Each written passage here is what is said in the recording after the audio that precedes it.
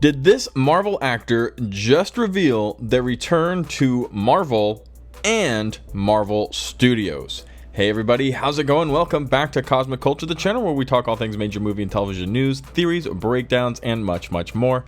I'm your host, Chris, and on the Twitter today, some pretty fun and interesting things have gone down. Those of you who remember Chloe Bennet from the Agents of S.H.I.E.L.D. and her character Daisy Johnson, or Quake, will maybe find some interest in today's video, especially if you liked that character or any of the characters from Agents of S.H.I.E.L.D.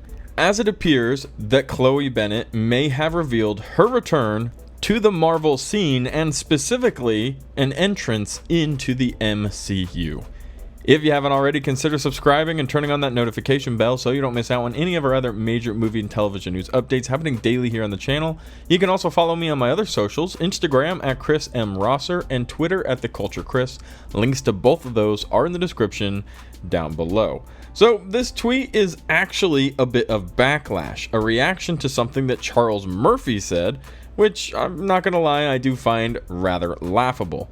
Charles Murphy said, "The best acting on soap opera isn't really a major accomplishment." Now, this is in a thread, quote tweet after quote tweet, of a lot of people talking about Chloe Bennet and whether or not she could make it in the MCU, specifically alongside Samuel L. Jackson, legendary actor and legendary character in the MCU, Nick Fury.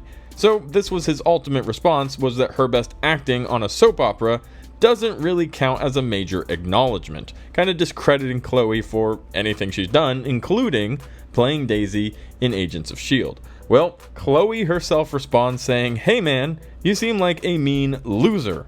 Also, I have a strong feeling your tweets aren't going to age well. Nervous face emoji, cool guy emoji." Well, I do find it pretty comical that she puts down Charles Murphy. And no, I don't really have anything against Charles Murphy. I just think it's really cool to see her stand up for herself as a celebrity, as an actress. And yeah, insiders, YouTubers, people on Twitter and TikTok, they've got a lot to say. They got a lot of opinions to share. And Charles is not the first person to do something like this.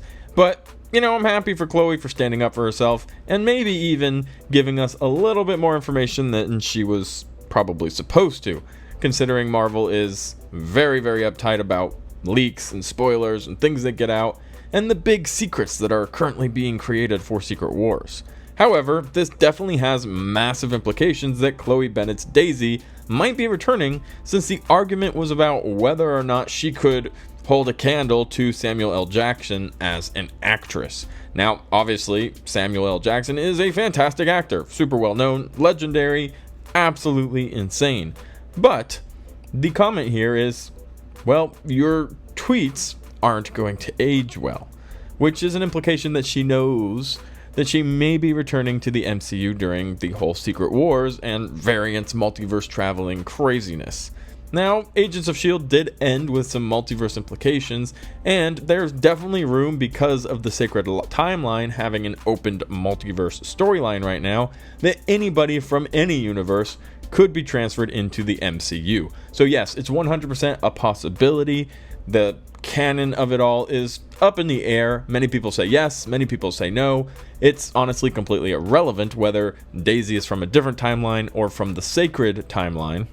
And it's also irrelevant whether or not Agents of S.H.I.E.L.D. happened in our universe or in a different universe. The story is honestly a really cool Marvel show. I really enjoyed watching Agents of S.H.I.E.L.D. The characters are ones that are easy to connect to, and the overall events would not be that hard to translate into, well, it's another universe, very similar things happened, and it was a little different over here. And maybe the Inhumans can be introduced to the MCU, since we're probably not getting them in our timeline anytime soon, especially since a few Inhumans, like Ms. Marvel, have been transferred over to be mutants. And we're definitely pushing the mutant storyline way before we're going to be getting the Inhumans storyline, all of which is completely okay.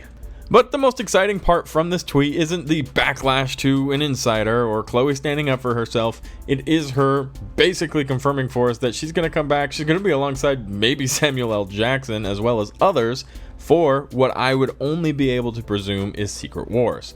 Now, what do we know about Secret Wars? Well, honestly, a lot. And even though it's way out there and after Kang Dynasty, we have a pretty decent idea of what we're about to get ourselves into.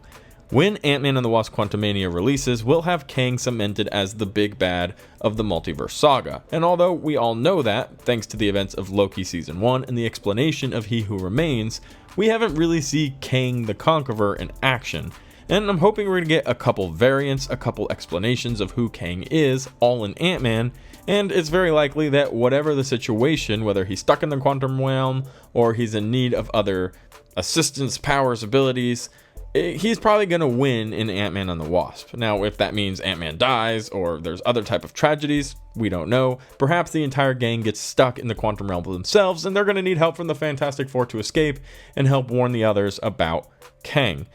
All irrelevant because we're talking about Secret Wars, which will be happening way down in the line and will include anybody and everybody. There was a recent scoop from insiders talking about how, well, Kevin Feige's trying to have a swan song for the Fox characters. If you didn't know, Kevin Feige actually started a lot of his Marvel career with those X-Men, with the Fantastic Four, creating these movies, not as Marvel Studios president Kevin Feige, but as a producer and as somebody with input to script and scenes. So a lot of his Marvel groundwork, storyline creating, making him what he is today, started with those characters, and they're all rumored and very likely to be introduced as the Fox X-Men from a different universe during Secret Wars. It won't be until after this happens and we move into the next saga that we will be seeing the X-Men from our universe kind of start to form, with the mutants arriving, a new Wolverine casting, etc., etc. Now, they may pop up, and they have already with Ms. Marvel, and of course with Namor from Black Panther: Wakanda Forever. But the overall mutants in the sacred timeline of the MCU storyline seemingly is being saved for another day. But since we're expecting to see the Fantastic Four, some of the X-Men from the Fox universe, there's no reason why we shouldn't expect anybody from the Sonyverse, the Spider-Man Sonyverse, or from Agents of S.H.I.E.L.D. and other Marvel projects that have happened in the past. This is an opportunity to get bigger than Endgame by going outside of the MCU and bringing in characters that are already well known. This has been tried by Spider-Man: No Way Home, which I think we all can agree was an absolute success. So if Kevin Feige and Marvel Studios are able to find the balance between nostalgia and amazing storytelling, putting really cool scenes together and getting the actors to put their best work in, we could have a triumphant Secret Wars, which apparently very well may include Daisy Johnson, Quake, from Agents of S.H.I.E.L.D. and many other characters. Wolverine's already coming back. We're expecting to see the old Fantastic Four and other X-Men characters. So why not have everybody join, really make a huge, massive story, explain it well, and give us what will be the biggest Marvel movie of all time. Let me know what you think about this in the comment section down below. As always, thank you to everybody who watched to the very end of the video. If you found it helpful, useful, or entertaining, consider subscribing and turning on that notification bell. And I'll catch you guys all in the next one right here on Cosmic Culture.